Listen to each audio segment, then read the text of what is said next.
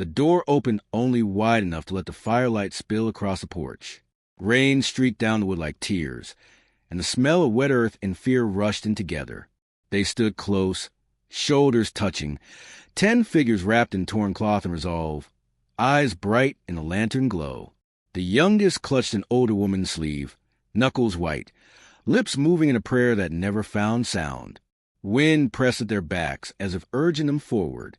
The man felt the weight of years slide off his shoulders and settle in his chest.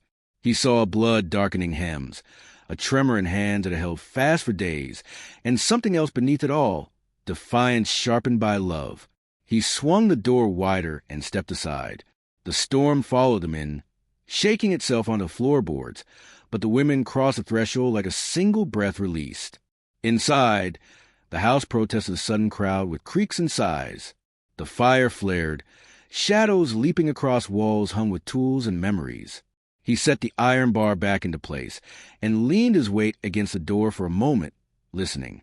The rain muffled everything, but beneath it there was a different sound now, a pressure that felt like being watched. He turned and met their eyes, nodded once, and motioned toward the hearth. They moved with care, arranging themselves without being told, placing the wounded closest to warmth. One knelt and began to tend a gash with steady hands, tearing cloth with her teeth and tying it off cleanly. Another poured water from a skin into a cup and held it up, asking permission with her eyes. He nodded again. The cup passed from hand to hand, sipped, never emptied, shared like a vow. He fetched blankets from the foot of the bed and laid them out, the wool smelling of smoke and horse. When he set a kettle on the fire, the simple act steadied him. He had done this before, long ago, for a wife whose laugh filled the corners and a child who traced constellations on the ceiling with her finger. The memory cut sharp and quick. He swallowed and kept moving. One of the women spoke, her English slow and deliberate, each word measured as if weighed against danger. They were being hunted. They had been promised safety and were sold instead. They had run when they could no longer endure the cages, the hands, the counting of days like debts. He listened without interruption, the fire snapping between sentences. When she finished, he did not ask how many men. He asked how long they had before dawn. The answer settled like a stone. He went to a window and peered through a crack in the shutter. The storm thinned, rain easing to a hiss. Moonlight began to thread the clouds. Tracks would show soon. He turned back, met their waiting faces, and felt the old muscle memory tighten his jaw. He would not send them back into the dark. He would not pretend that closing the door could close the past. He took the rifle from its pegs and set it on the table, then another and another, laying them out with care. The women watched, understanding passing between them like a quiet signal. One reached into her bundle and produced a knife worn smooth by use. Another set a small pouch beside it, herbs and powder that smelled of bitterness and hope. They ate together in silence when the stew was ready, the sound of spoons against bowls the only rhythm left. The youngest smiled at the warmth, and the man felt something loosen in his chest. Outside, the rain stopped altogether. Somewhere far off, a horse snorted. He froze, listening, counting breaths. It came again, closer, unmistakable. He rose, shouldered his coat, and motioned for them to stay low. The fire was banked down to embers. He slipped out the back door and moved along the fence line, boots finding familiar ground. The night had teeth now, cold and clear. He knelt and pressed his fingers into the mud. Fresh, too many to be coincidence. When he returned, he did not lie. He told them the truth and what he intended to do. There were routes through the hills, gullies that swallowed sound, places where man could disappear if he knew the land. They listened, then answered with a single look that said they would not leave him to face it alone. In that moment, the house felt fuller than it had in 8 years. He nodded once more. Outside, a lantern bobbed at the edge of the trees. The first call carried on the wind, rough and confident. He blew out the last candle and took his place by the window, heart steady, hand sure. The night leaned in and the reckoning began.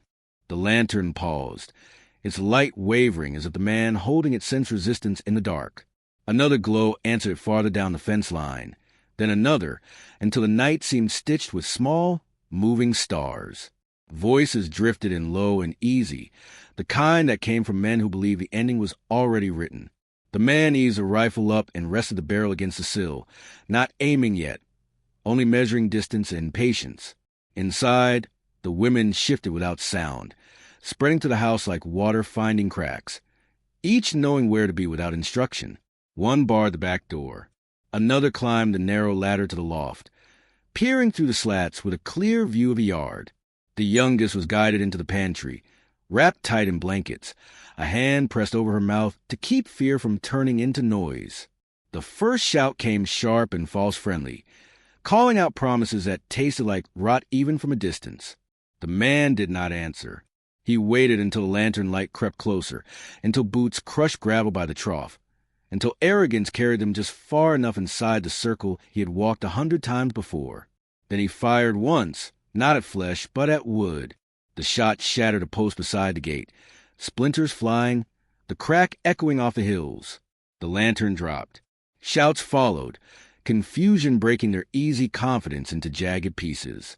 He moved before they could recover, slipping into shadow, reloading by feel. Gunfire answered, wild and angry, punching holes in fence rails and kicking dirt into the air. The house held, thick walls swallowing bullets meant to terrorize. A man rushed the gate and fell hard, caught by a wire strung low, his curse cut short by a blow from the dark. The women moved with the precision of long practice, not in battle, but in survival. A window opened just enough for a blade to flash and vanish again. Another lantern went out, darkness reclaiming its ground inch by inch. They tried to circle, to flush him out, but the land betrayed them. A horse screamed when it stepped wrong, collapsing into a gully hidden by grass. Panic spread faster than sense.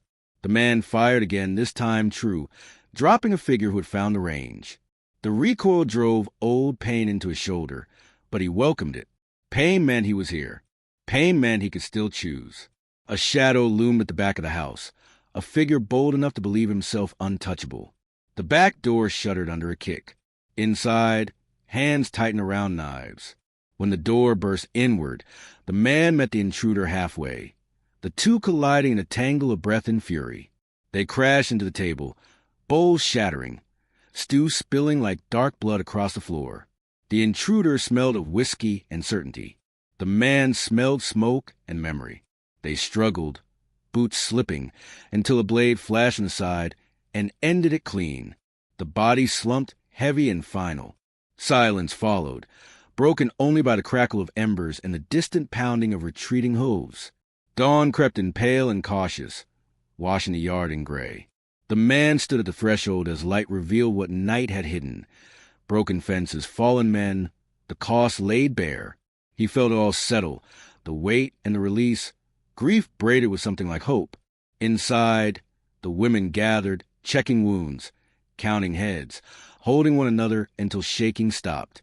The youngest emerged last, eyes wide, then ran to him without thinking, arms locking around his waist. He stiffened, then slowly, carefully, rested a hand on her back. The sun rose higher, warming the boards beneath their feet. Somewhere a bird dared to sing. They did not speak of leaving that morning. They repaired what could be repaired, buried what needed burying, and set a kettle on the fire again. The house breathed differently now, fuller alive. When evening came, the man fixed the gate and left it unbarred. The wind passed through, gentle this time, carrying smoke and the sound of quiet laughter. He stood with them on the porch and watched the light fade, knowing the land was still hard and the world still cruel, but also knowing that the door would never again be closed to kindness. The night finally released its grip, leaving behind the clean ache that follows violence. Smoke drifted thin and blue from the chimney, rising straight into a sky scrubbed pale by dawn. The man moved through the yard with a shovel and a steady breath, turning soil where it needed turning, hands working the way they always had when words failed.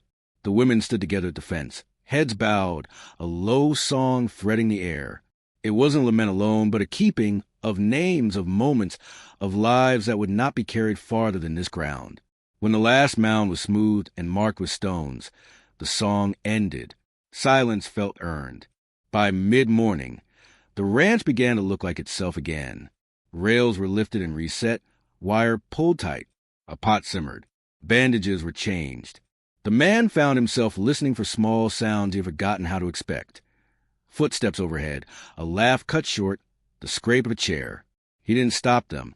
He let the house learn new rhythms. When he stepped into the corral, the horses pressed close, curious and calm, their breath warm against his sleeves. He rubbed a muzzle and felt the day settle into his bones. Later, when the sun climbed high and shadows shrank, they gathered beneath the cottonwood. The woman who spoke for the others met his eyes and thanked him without ceremony. He nodded, uncomfortable with gratitude, and told them what the land could give if they chose to stay. Water that ran even in dry months. Soil that would take seed if treated right.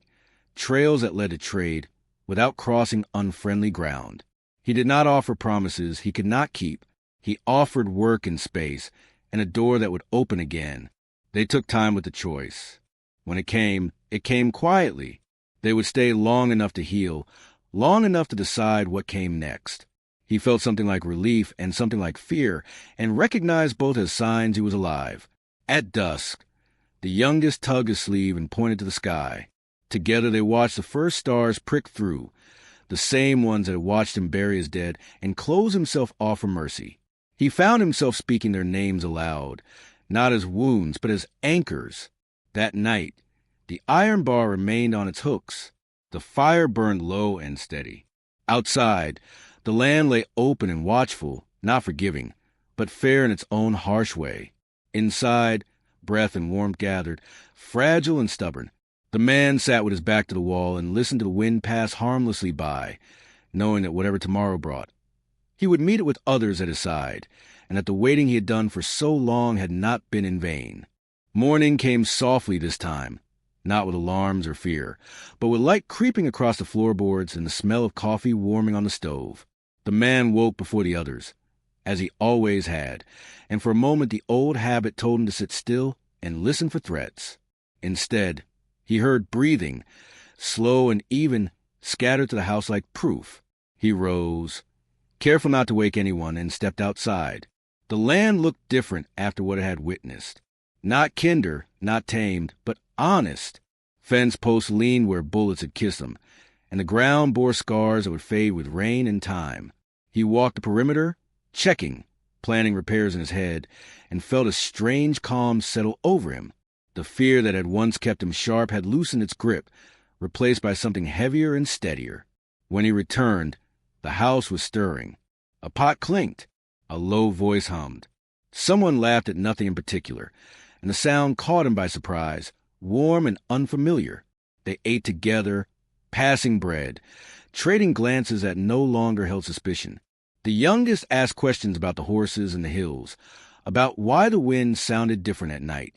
He answered them all, finding that his voice no longer echoed back at him alone. Days followed, each one a small act of rebuilding. They mended fences and planted a narrow garden near the creek. They cleaned the house until old dust gave way to fresh wood. At night, stories filled the space where silence used to sit. Some were told in halting English, some in another tongue that rose and fell like water over stone. He listened to all of them, learning where he could, understand enough to feel included. One evening, as the sun bled red into the hills, riders appeared on the far trail, not hunters, but traders, cautious and curious. The man stood at the gate with the women beside him, not hiding, not inviting trouble, simply present. The riders nodded and passed on, the world taking note and moving forward. The gate remained open. Weeks later, the cottonwood dropped its first leaves. The youngest tied one into a book she was making, pressing it flat between pages. The man watched her and felt the old ache rise, then ease. He realized he could remember, without drowning now. He could carry the past and still make room for what stood in front of him. On the night the stars burned brightest, they stood together on the porch. The wind came gentle, carrying the smell of earth and promise. He looked at the house, the land, the people who had arrived in storm and stayed by choice, and understood the waiting was over, not for a bride promised by paper or distance, but for a family forged by shelter and fire and the courage to open a door. When the lights inside were finally dimmed and the night settled in, The ranch did not feel like a place of exile anymore. It felt like a beginning,